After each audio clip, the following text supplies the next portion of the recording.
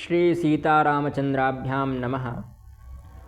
मैंने आपसे कहा था कि वर्ण शब्द का अर्थ जाति नहीं है। अब देखिए वही प्रकरण आ गया है। यहाँ स्पष्ट लिखा है कि नौत्तममुद्वहेत कन्याम ब्राह्मणीं च विशेषतः। उत्तम वर्ण की जो कन्या है वह किसी निम्न वर्ण के पुरुष से विवाह ना करे। तात्पर्य यह भी हो सकता है कि लौकिक जीवन में भी ब्राह्मण शूद्र से विवाह ना करे, क्षत्रिय शूद्र से विवाह ना करे, इत्यादि जो नियम है वो भी मान्य होंगे। पर कुंडली के अनुसार भी यही नियम है कि भाई जो उत्तम वर्ण के व्यक्ति हैं वो निम्न वर्ण की कन्या से विवाह ना करें। ऐसे नौत्तम, जो उत्तम की कोई कन्या है वह ब्राह्मणी कन्या को अन्य किसी नीच वर्ण के, हीन वर्ण के व्यक्ति से विवाह नहीं करना चाहिए। क्यों नहीं करना चाहिए? क्योंकि म्रियते हीन वर्णश्च, यदि हीन वर्ण के व्यक्ति से वह विवाह करेगी तो म्रियते, उसकी मृत्यु हो जाएगी अथवा उसको मृत्यु तुल्य कष्ट प्राप्त होगा। ब्रह्मणा सदृशो यदि वह ब्रह्म के सदृश भी, ब्रह्मा के सदृश यानी स्वयं ब्रह्मा भी अगर किसी नीच वर्ण की कन्या से विवाह करेंगे तो उनके लिए वह कष्टप्रद हो जाएगी, दुख देने वाली हो जाएगी। इसीलिए किसी भी नीच वर्ण की कन्या से विवाह नहीं करना चाहिए। और उसका उल्टा भी समझ लीजिए, किसी उत्तम वर्ण के व्यक्ति को भी नीच वर्ण की कन्या से विवाह नहीं करना चाहिए, और उत्तम वर्ण की कन्या को भी नीच वर्ण के पुरुष से विवाह नहीं करना चाहिए।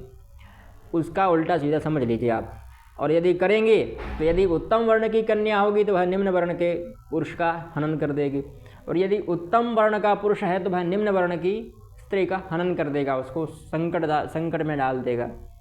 इसलिए विप्रवर्णे च या नारी शूद्रवर्णे च या पतिः ध्रुवं भवति वैधव्यं शक्रस्य दुहिता। यदि विप्रवर्ण की यदि कोई नारी हो और वह शूद्रवर्ण के पुरुष से विवाह कर ले, उसको पति बना ले, ध्रुवं भवति वैधव्यम, उसका वैधव्य जो है, विधवापन जो है वह बिल्कुल ध्रुव है। ध्रुव मतलब स्थिर हो चुका है, निश्चित हो चुका है, शाश्वत हो चुका है। शक्रस्य दुहिता, यदि वह शक्र मतलब इंद्र की भी पत्नी है तो भी उसकी मृत्यु होना संभव है, अथवा उसको मृत्यु तुल्य कष्ट प्राप्त होगा, है ना।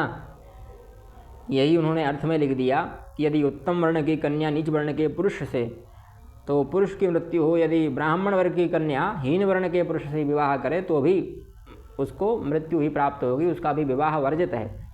अगर वह ब्राह्मण ही क्यों ना हो तो भी उसको मृत्यु प्राप्त होगी। और ब्राह्मण वर्ण की कन्या यदि शूद्र वर्ण के पति से, शूद्र वर्ण के कोई लड़का है उससे शादी करेगी तो भी उसकी इंद्र की पुत्री, दुहिता यानी पुत्री, क्षम्यताम, इंद्र की अगर पुत्री है तो भी उसकी विधवा हो जाएगी, क्योंकि उसके पति की मृत्यु निश्चित है, उसका पति मर ही जाएगा अगर वह ब्राह्मण वर्ण की है और उसका पति जो है वह शूद्र वर्ण का है। इसका उल्टा भी समझ लीजिए, अगर पति ब्राह्मण वर्ण का है और पत्नी शूद्र वर्ण की है तो भी उन दोनों में पत्नी की मृत्यु निश्चित है। यानी जो उत्तम वर्ण का होगा वो तो बच जाएगा, पर जो निम्न वर्ण का होगा उसकी मृत्यु निश्चित हो जाएगी, अथवा उसको मृत्यु तुल्य कष्ट होगा। आज देखते हैं वैवाहिक जीवन के बाद लोगों को बहुत सारे कष्ट आते हैं, बहुत सारे दुख आते हैं, वो लोग समझ ही नहीं पाते।